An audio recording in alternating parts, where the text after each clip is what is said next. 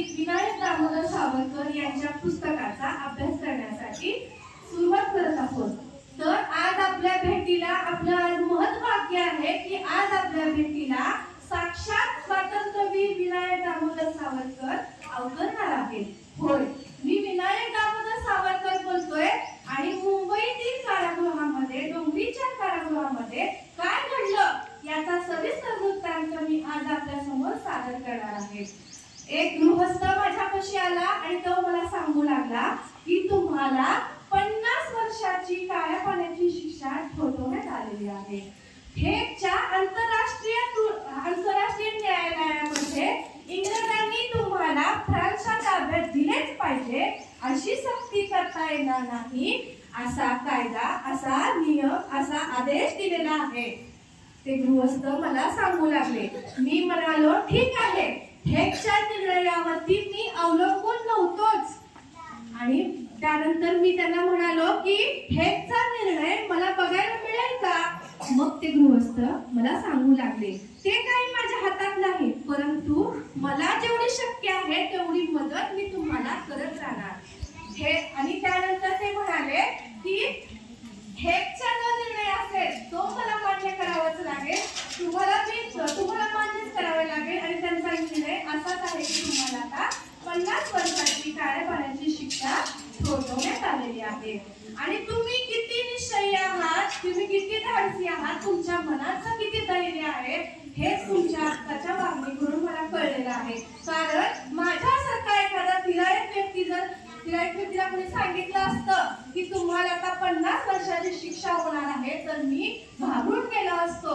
तुम्ही मात्र क्षणभर सुद्धा हलला नाही की तुमच्या चेहऱ्यावरची रेष सुद्धा पुसली गेली नाही किंवा बदलली गेली नाही। तुमच्यामधील जे हे धैर्य आहे हे तुम्हाला माझ्याकडून सहाय्य सुद्धा घेऊ देणार नाही। तो गृहस्थ अतिशय कळवळून मला बोलत होता। मी म्हणालो या बातमीची किंवा यासारख्या बातमीची मला भय वाटणार नाही, भीती वाटणार नाही असे मुळीच नाही। ही बातमी खरोखरच भयंकर आहे, परंतु आधीच मनाला समजावले होते, उंचावले होते, मनाची पूर्ण तयारी केली होती आणि त्यामुळे माझे मन निर्धावून गेले होते, म्हणून मी यासाठी तयार झालेलो आहे। तुम्ही सुद्धा माझ्या जागी असता तर कदाचित तुम्ही सुद्धा हेच केले असते। आपली विवेकबुद्धी पणाला लावून या गोष्टीला तुम्ही सुद्धा सामोरे गेले असता। इतक्यात कुणीतरी येण्याची मला चाहूल लागली, त्याच्यामुळे ते माझ्या समोर उभे असलेले गृहस्थ पुढे त्यांच्या कामासाठी निघून गेले। मी सुद्धा माझ्या कोठडीतून जरा 2 पावलं मागे गेलो आणि 50 वर्ष हे शब्द माझ्या मनामध्ये गुंगवू लागले, घोटू लागले, सारखं तोच विचार माझ्या मनामध्ये येऊ लागला। आणि जो आवाज आम्हाला आला होता, चाहूल लागली होती, ते व्यक्ती माझ्या कोठडीपाशी येऊन थांबले। ते होते तुरुंगातील अधिकारी। त्यांनी माझ्यासाठी जेवण आणले होते। आजपर्यंत हेगच्या नियमानुसार, त्यांच्या सुनावणीनुसार, त्याच्या आधी सुद्धा मला चांगले भोजन, बंदीवानाला जे भोजन दिलं जायचं, जे कपडे दिले जायचे ते मला अजून दिले गेले नव्हते। मला चांगले भोजन मिळत होते याचा पण आज मला ताट वाढून अधिकाऱ्यांनी जेव्हा माझ्या समोर ठेवलं, त्यातील जे चांगलं अन्न आहे ते खाणं मी प्रकर्षाने टाळलं, ठरवून टाळलं, मुद्दाम टाळलं। मग हे माझं हे कृत्य बघून ते अधिकारी म्हणाले, रावसाहेब तुम्ही आज नीटचं जेवण का नाहीये? त्यावेळेस मी म्हणालो आजपासून जे बंदीवानाला अन्न मिळणार आहे तेच मी खाणार आहे। काय सांगावे, उद्यापासून मला सुद्धा बंदी करतील आणि मला सुद्धा त्यांच्यासारखं अन्न ग्रहण करावे लागेल। सद अन्न हे कधी लाभेल कधी नाही काही सांगता येत नाही, पण जे कद अन्न आहे ते मात्र लाभतेच लाभते। म्हणून कद अन्नाशी मैत्री करणं चांगलं आहे, म्हणून मी यातील चांगलं अन्न आजपासून ग्रहण करणार नाही। यावर ते अधिकारी म्हणाले, असे काही नाही हो, मी तर आता ऐकलेलं आहे की तुम्हाला आता फ्रान्सला धाडणार आहे, तुम्हाला शिक्षा होणार नाही आणि तुम्हाला बंदी करण्यात येणार नाही। तुम्ही काळजी करू नका, ईश्वरावर भरोसा ठेवा, तो आहे, तुम्हाला शिक्षा होणार नाही। तेवढ्या धावत पळत एक शिपाई आला आणि सांगू लागला की हवालदार साहेब आ रहे हैं, असा तो निरोप देऊन तो पळत पळत माघारी फिरला.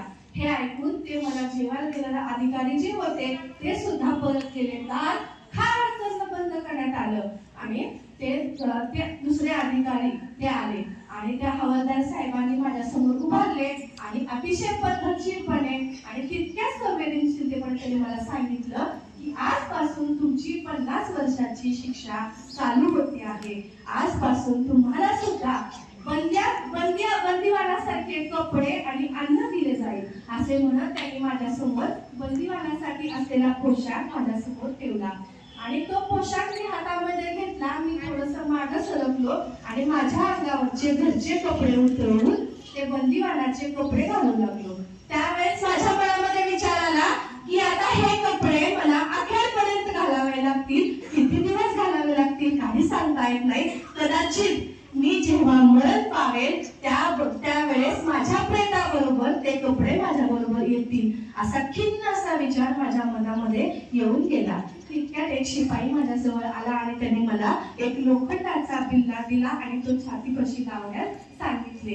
तो लोखंडाचा बिल्ला काय असतो तर प्रत्येक बंदिवानाच्या छातीपाशी लावलेला असतो आणि त्या बिल्ल्यावरती त्याची सुटका त्या बंदिवानाची सुटका कधी होणार आहे हे लिहिलेलं असतं. ती मिती लिहिलेली असती. मला त्यावेळेस थोडंसं हसू आलं. काही निराशाच्या भावनाने, काही हसू, काही विनोदाच्या भावनाने, तर प्रचंड अशा गंभीर अवस्थेमध्ये मी त्या बिल्ल्याकडे पाहू लागलो. त्याच्या आधी माझ्या मनामध्ये विचार आला माझी सुटका कधी होईल, माझ्या सुटकेची मिती कधी असेल. कदाचित माझं मरण हेच माझ्या सुटकेची मिती असेल असं म्हणून मी तो बिल्ला पाहिला. त्याच्यावरती लिहिलं होतं इसवी सन 1960. म्हणजे काय आता चालू आहे 1910 आणि 1960 ला माझी सुटका होणार आहे. म्हणजे माझी 50 वर्षाची शिक्षा हे निश्चित झालेलं होतं. तो बिल्ला पाहिला आणि त्याच्याकडे मी पाहत राहिलो आणि पुटपुटलो की 1960 ला माझी आता सुटका होणार आहे.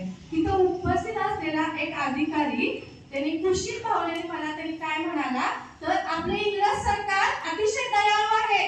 तुम्हाला 1960 ला ते सोडतील, तुम्ही काळजीच करू नका. असं म्हणल्यानंतर मी म्हणालो त्यापेक्षा इंग्रज अधिकाऱ्यांपेक्षा इंग्रज सरकारपेक्षा माझा मृत्यू दयाळू आहे. त्याच्या आधी माझा मृत्यूच मला यातनं सगळ्यातनं सोडवेल. असं म्हणल्यानंतर आम्ही दोघेही खूप हसलो. मी प्रयत्नपूर्वक हसलो. हसू येत नव्हतं तरी हसलो आणि तो अधिकारी मात्र खळखळून हसू लागला. माझ्यावरती हसू लागला आणि थोड्या वेळ ते अधिकारी माझ्याशी काहीतरी बोलत होते पण त्यांचे शब्द माझ्या कानापर्यंत नुसते येत होते. त्याचा संबोध मला काही लागत नव्हता. माझं त्यांच्या बोलण्याकडे लक्ष नव्हतं. काही वेळाने ते सगळे अधिकारी माझ्या तिथून निघून गेले आणि मी माझ्या त्या कारागृहामध्ये त्या कोठडीमध्ये मागे सरकलो. आता राहिलं फक्त मी आणि माझी शिक्षा. मी आणि ते कोठडी. मी त्या कोठडीकडे अतिशय पाहू लागलो. आम्ही दोघं एकमेकांचं निरीक्षण करू लागलो. आता हीच माझ्या जन्माची सोबती असे विचार माझ्या मनामध्ये आले. अशा प्रकारे धन्यवाद.